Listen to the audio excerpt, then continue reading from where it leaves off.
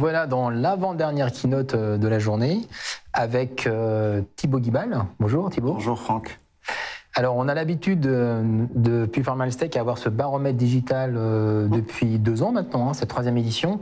Donc ce baromètre digital, Thibaut va le présenter, mais ce baromètre qui est co-construit avec Atawao, ta société, et puis L3S que vous connaissez, le cabinet de talent management de Virginie Leu, qui n'est pas là aujourd'hui, mais qui fait tous les ans ce baromètre sur l'état de la transformation digitale en santé, donc dans les pharmas. Exactement. Voilà.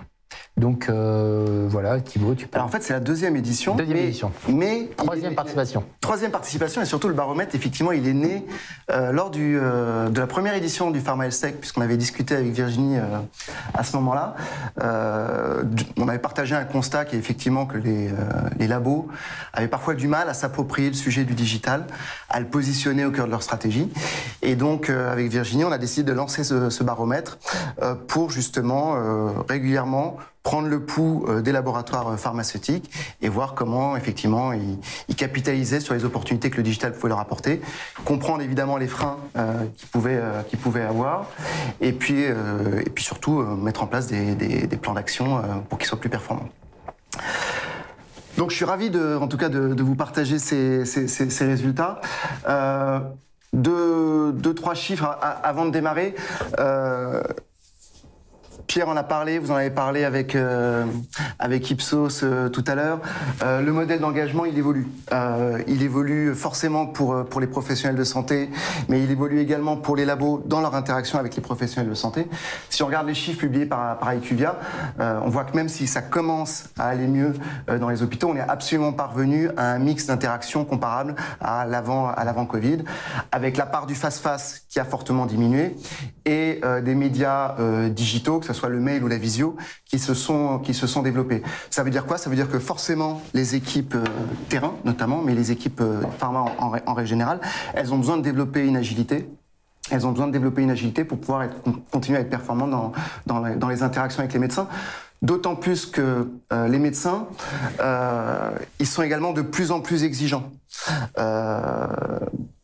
Ils sont de plus en plus exigeants dans le contenu que les labos vont leur apporter et dans la valeur qu'ils vont y trouver. On a fait une enquête avec Elsmi et Fabrice Ferret, que tu connais également l'année dernière, et on voit que dans les attentes prioritaires que les médecins ont vis-à-vis des labos, certes, il y a une information produit de qualité, mais elle arrive quand même assez bas après des demandes de services. Et des demandes de services qui peuvent être liées à de l'information, l'accès à la meilleure information scientifique, l'accès à une communauté entre pairs pour pouvoir continuer à échanger. Voilà, les labos ont plus de mal à voir les professionnels de santé. Les professionnels de santé ont plus de mal également à échanger entre eux. Et donc ils attendent un support des labos par rapport à ça. Et ils attendent également des soutiens pour les projets d'amélioration du parcours de soins, pour des supports personnalisés d'infomèdes performants autour des questions qu'ils peuvent avoir sur les produits. Donc c'est extrêmement important pour les laboratoires de s'approprier le digital, et c'est l'objectif du baromètre. Donc c'est sa 2e édition, c'est vraiment de mesurer leur capacité à s'approprier ces sujets, et une fois qu'ils se les ont appropriés, une fois qu'ils ont une vision par rapport à ce qu'ils veulent faire, être capable de les exécuter de façon qualitative. Donc on a à peu près 85 répondants qui ont participé au panel. On a des laboratoires de toute taille qui sont représentés. Et donc on essaiera de regarder un peu les résultats, notamment en faisant des focus sur les fonctions DG, marketing et digital. Le premier point, quand on demande au cadre de la pharma comment ils évaluent la maturité de leur entreprise sur le digital, alors ça a progressé par rapport à 2019, le Covid est passé par là, mais c'est encore estimé comme étant relativement insuffisant. Je pense qu'on le vit tous les deux au quotidien. La maturité digitale des labos, elle est elle n'est pas homogène, elle est assez hétérogène. Si on a de plus en plus une vision qui se dégage, en termes d'exécution, ça pose encore pas mal de difficultés, et on voit du coup que les équipes marketing, elles sont assez sévères sur la maturité digitale des labos, et c'est comme c'est souvent les équipes marketing qui opèrent ces projets, c'est particulièrement intéressant de voir que ce soit sur ces aspects communication ou sur les aspects services, c'est eux qui ont la vision la plus sévère de la maturité digitale des labos. En termes d'objectifs, Ça, c'est assez intéressant. Quand on demande par ordre d'importance quels sont les objectifs digitaux que vous fixez, l'année dernière, c'était très disparate. Il y avait des DG qui avaient une vision assez orientée autour de la data, sur l'amélioration du parcours de soins, et l'aspect communication arrivait en troisième point. Le marketing qui était plus concentré sur son business, donc mieux communiquer, avoir des nouvelles idées marketing. Le digital qui était également sur ces aspects-là. Donc vous voyez, il y avait une disparité sur les objectifs attribués au digital. Avec 2020, le Covid a mis tout le monde d'accord. On s'est recentré sur les objectifs court terme, développer la digitalisation, que ce soit en interne ou en externe. Et également mieux communiquer avec les professionnels de santé et mieux communiquer en interne. Développer le parcours de soins, évidemment, également, ça s'est fortement développé et renforcé dans les réponses des participants. On a vu la création de la coalition Innovation Santé, qui aujourd'hui s'appelle Coalition Next. Amandine nous en a parlé ce matin, où l'objectif des laboratoires, c'est vraiment de se positionner à côté des professionnels de santé pour travailler sur une amélioration du parcours de soins. Ça, c'est la vision court terme. Si on demande au laboratoire de se reprojeter à moyen terme sur les missions que devrait porter le responsable du digital, ben, on voit que les disparités ou la divergence d'opinion, elle réapparaît. Les directions générales, ils sont plus sur la construction d'une nouvelle offre avec un business model qui leur serait propre. Et l'aspect développement de services ou la mise à disposition d'outils performants arrive nettement après. A contrario, encore une fois, les équipes marketing qui ont des enjeux plus opérationnels sans doute, sont plus concentrées sur des nouveaux services, sur les aspects communication, notamment à travers des outils performants.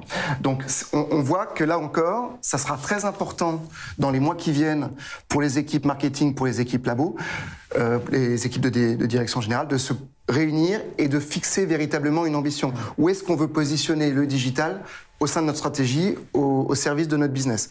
Est-ce qu'on est plus sur les aspects, est-ce qu'on veut travailler effectivement sur une offre spécifique, une offre de valeur différente de l'offre thérapeutique des labos auprès des médecins, ou est-ce qu'on veut vraiment se concentrer sur une prise en charge plus globale plus globale? D'ailleurs, peut-être une question sur cet alignement direction générale, équipe jusqu'au terrain. Hein. Moi, c'est une perception que je partage. Je crois qu'il y a encore des écarts d'alignement. Est-ce qu'on voit une augmentation de travaux, on va dire, d'alignement en interne, c'est-à-dire le CODIR s'empare du sujet de la digitalisation ou la transformation numérique de son modèle d'engagement et d'interaction? C'est quelque chose qui vraiment se cascade, ou c'est quelque chose qui finalement est bottom-up, qui revient par obligation de garder une activité, fait que ça remonte et que ça génère après des actions? Est-ce que ça a évolué, ça, ou pas? Est-ce qu'il y a des alignements un peu plus... En fait, je pense que ça a été peut-être un peu bottom-up au début, au début de la crise sanitaire. En réactif, ouais. On a été en réactif, on a mis en place des outils. On s'est souvent gardé de former les collaborateurs sur ces outils, qui se sont un peu retrouvés démunis, essayant de se débrouiller avec des Teams, des Viva, des Zoom, sans avoir été correctement formés. Donc ils ont mis en place des moyens d'interaction.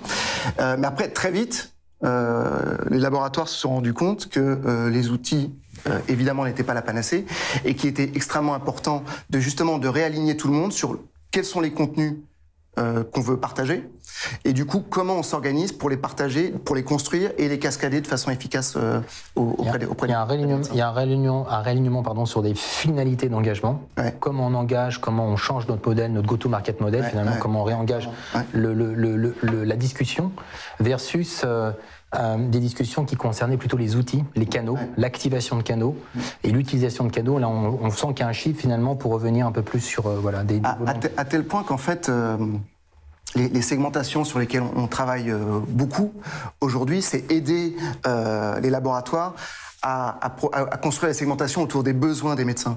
On l'a dit, on l'a vu, ils sont de plus en plus exigeants sur les contenus apportés. Pour que ces contenus soient satisfaisants, il faut qu'ils correspondent à leurs attentes propres. Donc il faut que les laboratoires soient capables de proposer des contenus spécifiques. Donc ça veut dire qu'il faut que les équipes marketing soient capables de construire des parcours clients spécifiques en fonction des profils des médecins. Et ça se travaille. Ça se travaille. Et il faut être également capable de passer d'une logique un peu de push. Hein, on a eu l'habitude les labos ont eu l'habitude de pousser des messages de façon relativement homogène sur l'ensemble des médecins, à des outils de pull où on va faire venir les médecins à nous et justement on va capter leurs attentes. Mais pour ça, il faut être capable de développer des compétences d'AdWords, il faut être capable de développer des compétences autour des réseaux sociaux et il faut être capable d'embarquer les équipes terrain qui sont quand même en premier chef près des labos, près des professionnels de santé. Pardon. Mais clairement, en tout cas, aujourd'hui, ça bouge et c'est extrêmement important de les accompagner, d'accompagner l'ensemble des équipes sur ces sujets. Si on regarde également, tu parlais des équipes terrain. Les équipes terrain, que ce soit les équipes de visite médicale ou des équipes de MSL, c'est quand même très largement des gens de contact. Qui se sont construits dans les rapports humains, ils aiment ça. Quand on leur parle de l'impact de la crise sanitaire, quand on parle à l'ensemble du panel de l'impact de la crise sanitaire, clairement, ils vous disent, c'est pas une surprise, que le digital va rester pour longtemps, va avoir une part pour longtemps bien plus importante que celle qui était auparavant. Ils ont vu les bénéfices, je pense notamment au réseau de maladies rares où les délégués ont des très grands secteurs, ils ont vu les bénéfices. Si on demande aux forces de vente quelle est leur vision sur le digital à moyen terme, il n'y en a plus que 57% qui pensent que ce sera durable. Alors, ça reste une majorité, mais c'est quand même bien moins que les 80%. Et même, il y en a 29% qui disent « Heureusement, l'usage du digital est temporaire et va disparaître ». 4% de l'ensemble du panel uniquement pense ça. Ça veut dire quoi? Ça veut dire que c'est fondamental d'accompagner aujourd'hui les équipes terrain, que ce soit les équipes de visite médicale ou les équipes de MSL, pour leur faire comprendre l'intérêt du digital, tout ce que le digital peut leur apporter. Ça les a aidés pendant la crise sanitaire, mais ça doit pouvoir continuer à les aider, continuer à augmenter la surface d'interaction. Il faut les aider à se former à ces nouvelles méthodes de travail, être capable d'avoir un discours plus agile en fonction des profils de médecins qu'on a en face de soi, en fonction des besoins, des attentes des médecins, et puis du coup être capable d'en tirer les bénéfices, parce que ce soit des équipes de visite médicale, à la fin, ils sont là pour développer la performance des laboratoires. Donc c'est extrêmement important de les accompagner. Je prends un parallèle qui est intéressant. Dans les années 30, quand le téléphone s'est généralisé, les commerciaux, les VRP, qui avaient l'habitude, avec leur sacoche, d'aller voir l'ensemble des commerçants avec lesquels ils travaillaient, à aucun moment, ils étaient assez perturbés de voir la place que prenait le téléphone et ils étaient un peu en stress par rapport à ça. Le téléphone a pris sa place naturellement et le digital va prendre sa place, que ce soit à travers des visios, des mails, mais également la mise en place de communautés, donc des outils et des usages différents. Ça a été bien dit ce matin d'ailleurs par l'atelier Ipsos aussi sur le fait que cette routine digitale, cet usage du digital, il est dans l'agenda des médecins maintenant très clairement, des professionnels de santé. Et c'est vrai que je constate aussi que dans le labo, il y a parfois un effet soufflet qui retombe en se disant la période est passée, on revient comme avant. Et justement, je pense que tous les dirigeants que je rencontre aujourd'hui sont plutôt sur le fait de comment faire pour ne pas voir ce soufflet retomber et de maintenir ce momentum d'engagement hybride, c'est-à-dire de refaire plus de face-face, mais également aussi d'être tout à fait capable de jouer avec la palette d'outils numériques et digitaux que peut utiliser un délégué dans le cadre des médecins qu'il voit ou qu'il ne voit pas d'ailleurs, et c'est tout à fait ça. Je pense que quand même il y a une prise de conscience en tout cas des directions générales sur le fait que rien ne reviendra vraiment comme avant, mais qu'effectivement on est maintenant dans un système, on va dire, complètement hybride. Il y a 55% des médecins qui pensent qu'à minima, on va aller vers une répartition équilibrée entre les échanges physiques et les échanges face-face et les échanges digitaux. Donc de toute façon, ça va être hyper important pour les labos de s'adapter et d'accompagner leurs collaborateurs pour qu'ils s'adaptent. Mais c'est pas uniquement un enjeu pour les forces de vente, c'est évidemment un enjeu pour les équipes marketing, pour les équipes médicales, d'être capable de construire une offre de service qui s'adapte aux différents canaux. Si Si on regarde les facteurs clés de succès pour bien intégrer le digital à sa stratégie, c'est les mêmes que l'année dernière. Clairement, c'est le soutien du comité de direction, c'est une stratégie qui soit claire et formalisée, et c'est pas toujours le cas. Elle est rarement cascadée auprès de l'ensemble des équipes. C'est des processus de validation qui soient adaptés à un média chaud qu'est le digital. Des modes de travail collaboratifs, il faut casser les silos. Il faut avoir les bonnes compétences avec un bon recrutement et il faut être capable de former les équipes et de bien les accompagner. Quand on demande au panel la performance de votre organisation sur ces facteurs clés de succès, et là on voit que le soutien du comité de direction il est très fort et c'est un des éléments sur lesquels les laboratoires considèrent qu'ils sont les meilleurs. Et d'ailleurs, il a fortement progressé par rapport à l'année dernière. Ils ont progressé, même s'il y a encore pas mal de travail sur les processus de validation adaptés. Je pense qu'ils ont pris conscience que c'était important d'intégrer notamment les équipes compliance juridiques dans les outils de formation, dans les formations autour du digital pour que les équipes comprennent de quoi ils retournent. Et puis également, on travaille tous pour aider les labos à avoir des modes de travail qui soient plus collaboratifs qu'avant. Là où on a du mal à s'améliorer en termes de performance, c'est sur le fait de proposer une stratégie qui soit claire et formalisée. Et c'est ce que tu disais, hein, en 2020, typiquement, il y avait une opportunité quand même assez importante, mais la soudaineté de la crise quelque part, a obligé les laboratoires à réagir de façon extrêmement rapide en proposant des outils. Et le fait de partager une vision et d'intégrer cette vision et de la partager avec l'ensemble des collaborateurs, ça a sans doute été négligé. Et on travaille beaucoup là-dessus actuellement. Le recrutement, on va y revenir. On va voir qu'il y a une stratégie de recrutement qui est en train d'évoluer. Et également la formation des collaborateurs, l'accompagnement des collaborateurs. Et il y a encore certainement une marge de progression qui est assez importante. Les freins, quand on demande les principaux freins au déploiement d'une organisation digitale, c'est une mauvaise compréhension des enjeux. Qu'est-ce que le digital va pouvoir m'apporter? C'est lié évidemment à un manque de culture digitale des collaborateurs. Donc on voit que c'est évidemment extrêmement important d'expliquer, d'éduquer l'ensemble des équipes. Une fois qu'on les a éduqués, c'est fixer un cap, fixer une ambition pour le digital. Ça veut dire définir une stratégie digitale et la partager. Encore une fois, c'est le troisième frein qui est remonté. Et puis évidemment le problème de compétences digitales en interne, qui est un vrai problème. En termes de recrutement, il y a deux choses qui sortent, qui sont assez comparables, en fait qu'on a du mal à faire évoluer. D'abord, on a un peu tendance à chercher le mouton à 5 pattes, avec des personnes qui vont avoir des compétences très fortes, à la fois en digital et en santé. Et on sait que le business des labos pharma, il n'est pas toujours bien compris à l'extérieur de l'industrie. Et puis surtout, comme on a une stratégie qui n'a pas été formalisée, on a du mal à identifier les compétences dont on a véritablement besoin. Donc il faut vraiment faire les choses dans l'ordre, hein, éduquer à la fois le comité de direction et l'ensemble de l'organisation sur qu'est-ce que le digital peut vous apporter. Sur cette base-là, fixer un cap et du coup acquérir les bonnes compétences. J'évoquais une nouvelle stratégie en termes de recrutement. Déjà, si on se concentre sur les labos de moins de 500 millions d'euros par an, on a 52% des labos qui disent qu'ils vont recruter des ressources sur le digital, contre 25% en 2019. Donc ça s'est considérablement augmenté, évidemment.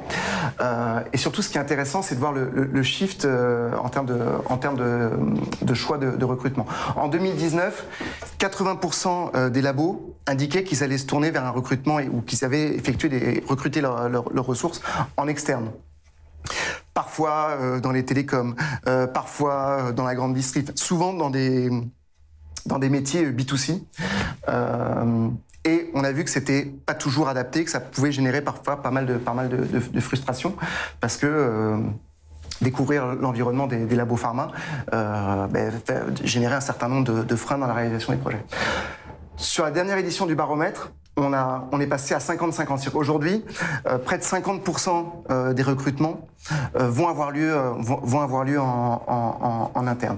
Ça veut dire quoi? Ça veut dire que c'est hyper important de mettre en place des programmes de formation. Je sais que tu en fais, on en fait également, pour aider les collaborateurs, que ce soit des collaborateurs souvent issus des équipes marketing ou médicales, à prendre des responsabilités sur le digital et à amorcer cette transformation. Quand je dis amorcer cette transformation, c'est faire tout le travail qu'on vient d'évoquer, c'est faire de l'éducation, aider les laboratoires à fixer une stratégie et commencer à déployer les premiers projets, que ce soit en termes de communication ou en termes de service. C'est hyper important et on a 55% des labos qui n'ont absolument pas ce type de formation. Donc là, il y a vraiment un gros travail à faire pour aider, parce que je pense que c'est vraiment la bonne façon de faire.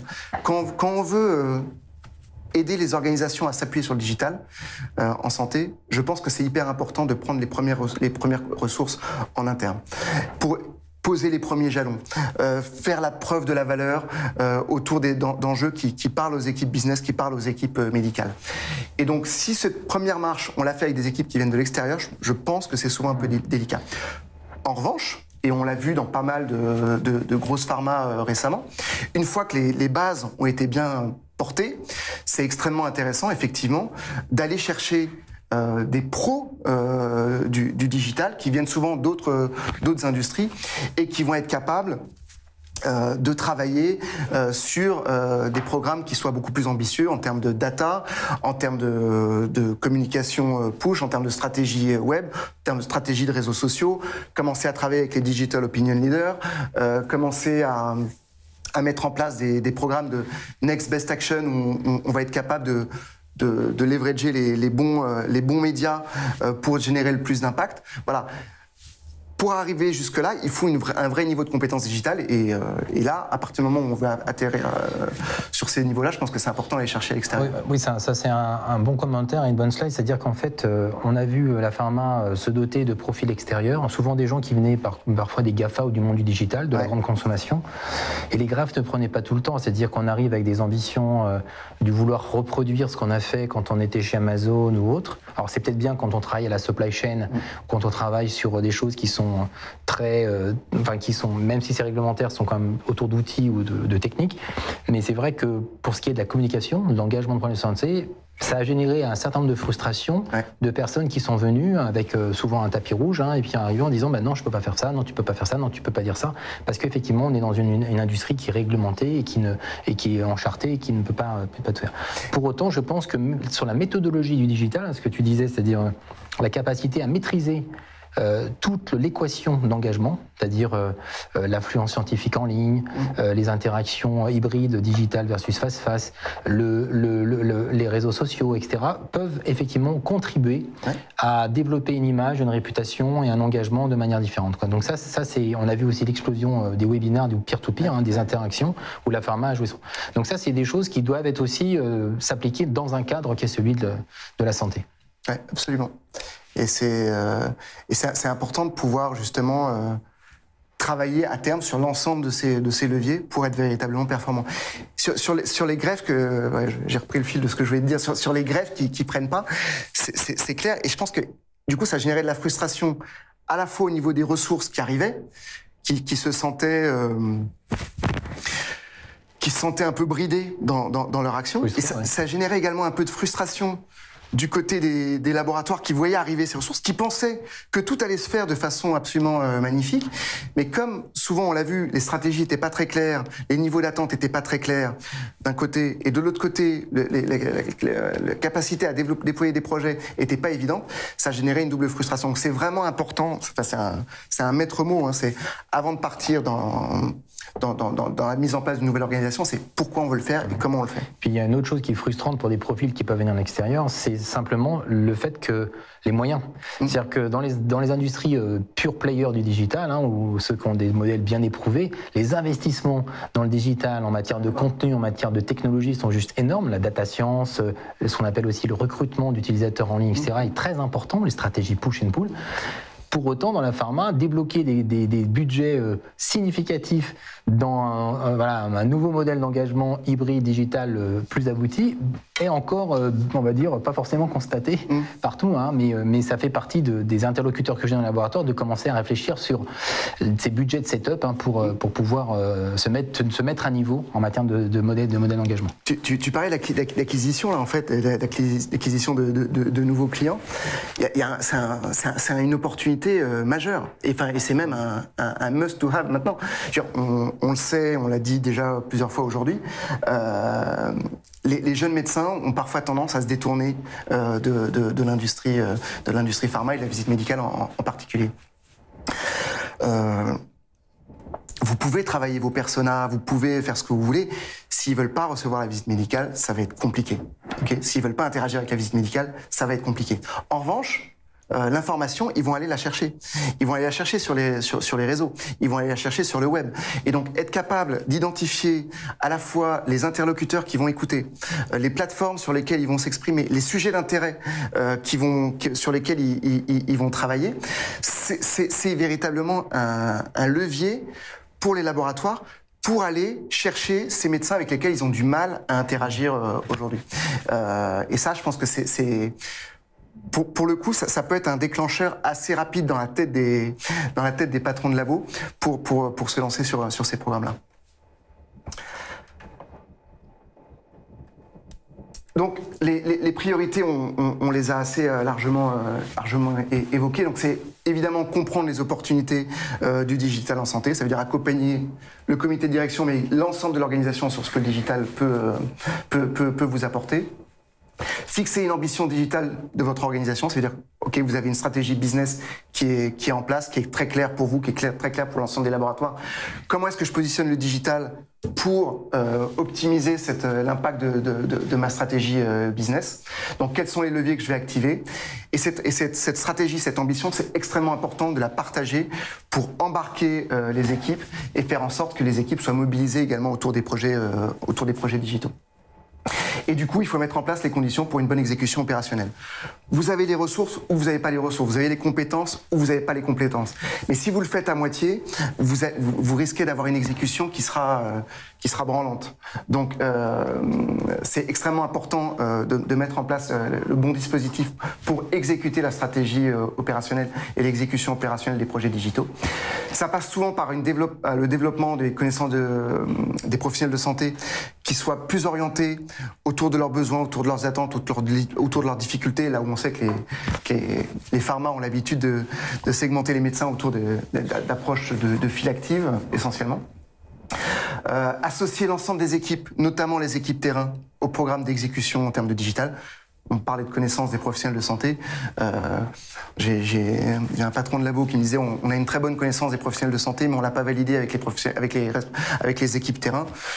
Il avait conscience un peu du côté ubuesque de sa phrase, donc c'est très important de pouvoir les associer. Et puis, travailler sur les processus de validation. Et c'est pas évident, mais c'est un sujet qu'on aborde dans un think tank qu'on a créé avec Atawao qui s'appelle le Studio BU, où on regroupe les patrons de BU. C'est comment on essaie de passer d'un processus de validation à des processus de conception autour des projets digitaux.